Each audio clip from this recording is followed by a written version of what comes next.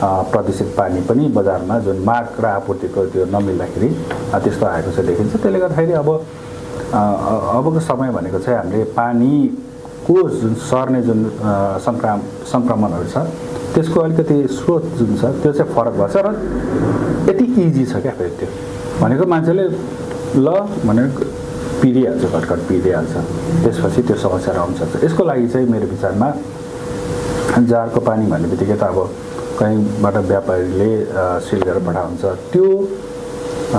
त्यसको गुणस्तर नियन्त्रण गर्ने त्यो जुन एउटा छुट्टै निकाय छ उसले चाहिँ अब आगामी दिनहरू चाहिँ अलिकति तीव्रता दिनुपर्छ जस्तो लाग्छ। अनुगमन तीव्रता दिने, त्यसमा कसैले केही बदमासी गरेछ भने त्यसलाई अब सजाय कानुन के छ दण्ड छ त्यो दिनु पर्यो।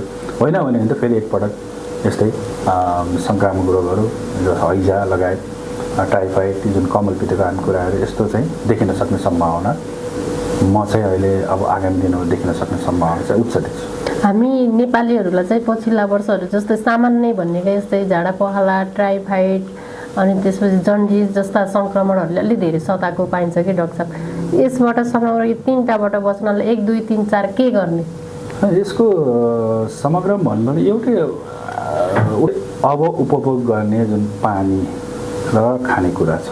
अब खानेकुरा पनि छ तर खानेकुराभन्दा बढी पानीलाई मैले जोड दिएँ, किन भन्दा पानी चाहिँ सजिलै सरल तरिकाले सर्छ र पानी फेरि एक ठाउँमा त्यो स्रोत एक ठाउँमा छ भने त्यो पानी फेरि विभिन्न ठाउँमा बाँड्छन् क्या।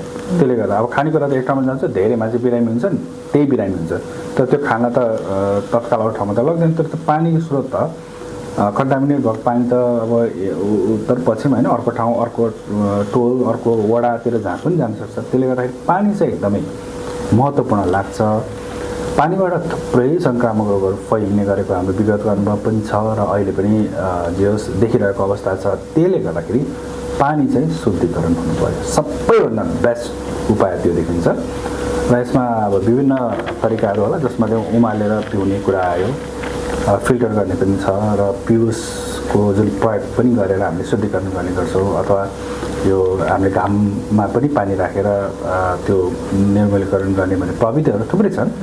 त्यो त्यसरी गर्न सक्यो भने हामीले चाहिँ जुन एउटा सङ्क्रामक रोगहरू पानीबाट फैलिने छ त्यसबाट हामी मुक्त छौँ।